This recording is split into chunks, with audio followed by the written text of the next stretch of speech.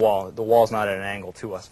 All right, so let's say we put the hero here. We put him in the foreground like this, and to create a depth within the character. We have him in the foreground. We're going to have maybe some furniture or something in the middle ground, and then we'll have the villain about to jump out the window there in the background there. And actually, even in the extreme background, we might even put some more skyscrapers. Actually, to establish the fact that they're in a city, we'll just put another window here, and we'll put a bunch of buildings. Gotcha. Right? So we got him over here, and is the damsel in distress.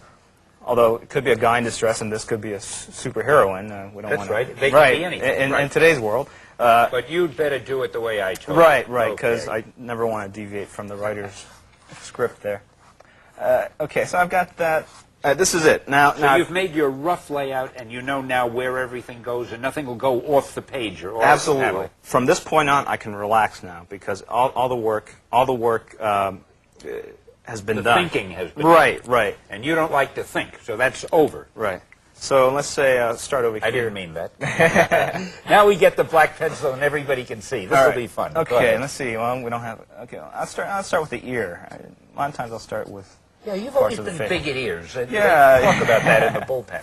All right. All right, and that's the muscle of his neck there, and then okay. This is the hero you're doing, who's Right. in the foreground. Right, he's got a big manly chin. Oh, here, is he ever? Yeah. And maybe we'll put like some lines. That's a shorthand for like He's tense. And he's excited. tense. He's worried. Whatever. Okay, we'll give him some hair here. If it were an idea, there'd be a light bulb over his head. Absolutely. Okay, I'll give him some hair. It's funny, even with that short sketch, he looks powerful and somewhat handsome. I'll give him even as rough as it is. I'll give him a real thick neck and pretty much the I guess Roman features, which is sort of a bigger brow, a jutting chin. Well, you're lucky I'm sitting here, so you have sort of a model. Oh, there you go. All right. Okay. Okay, and then get the shoulder here. Mm-hmm. And then, I don't know, tricep. I think that's what it You're is. good at elbows, too, I've been noticing that. You know, you make it look so easy. That's the thing that really is amazing. Actually, it comes with practice. You know, I've drawn this a lot. I mean, hundreds of times. I Not guess. this one picture. No, but this kind of angle. I know. You know, every time I do a new shot, it takes a little more time. But generally, after the amount of work we do is very labor intensive. So after a while, you find that you've just drawn everything. You know. Yeah, there's probably very little that I could suggest that you haven't drawn in some form or other, right? Yeah, I've done a lot of different kinds of story. I've done aliens and outer space and inner city and ghettos and all that stuff. And we'll give him a cape.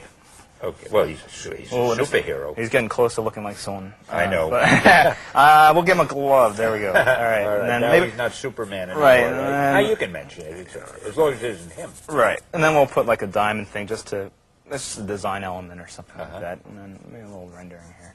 Okay. And we'll put some back muscles in here. And then maybe a belt.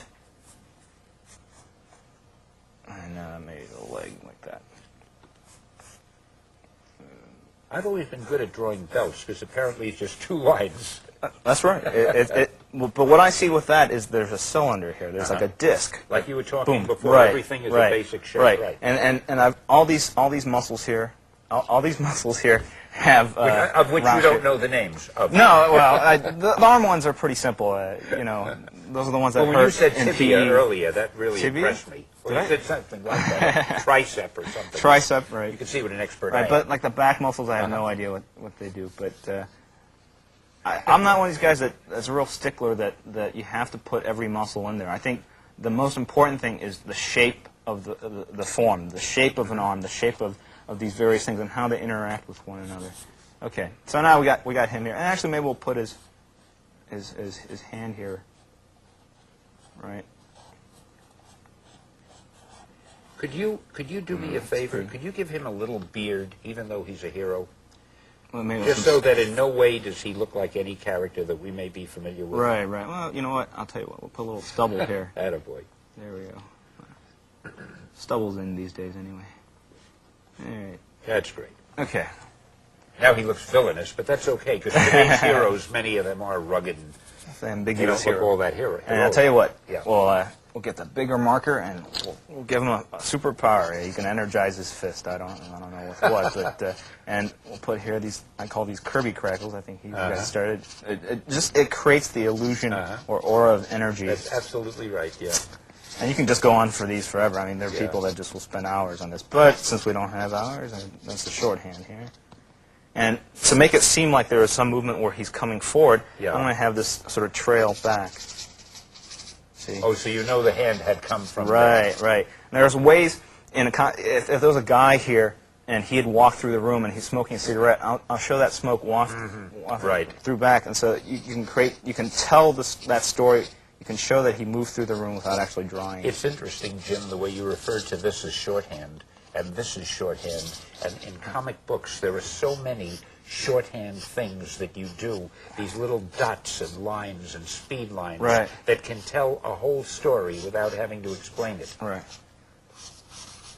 I just felt I had to contribute something. A little funny. No, you're absolutely right. I mean, if you distill it, all it is ciphers.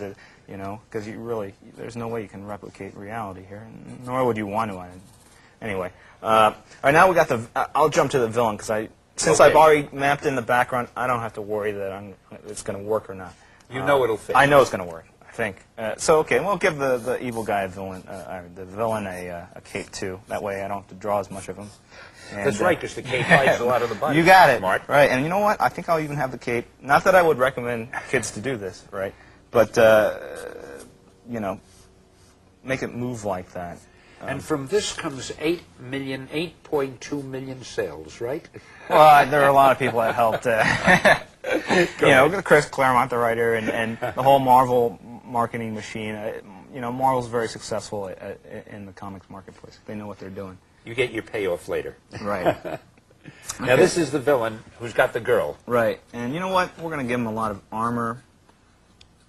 Because he is one powerful villain. Right, gauntlet. And we'll give him a couple spikes here to give the impression, a little fearsome aspect here. All right, and then, I could cheat here and just give him a big bubble for a head or something. But no, you're not going to do that. Okay, right. Not with millions of people watching this tape. Okay. Since it's a smaller drawing, I'll have to go to a finer pen here to do the detail on this guy's face here. But let's do that. And because we're in the 90s and it's a little hipper, we'll give him a ponytail. And what I really think makes for successful comics is pushing things to the extreme, like taking it over the top, taking things to the logical extreme. If there's a villain, he's got a ponytail. That hair should be blown in the wind, you know, and it should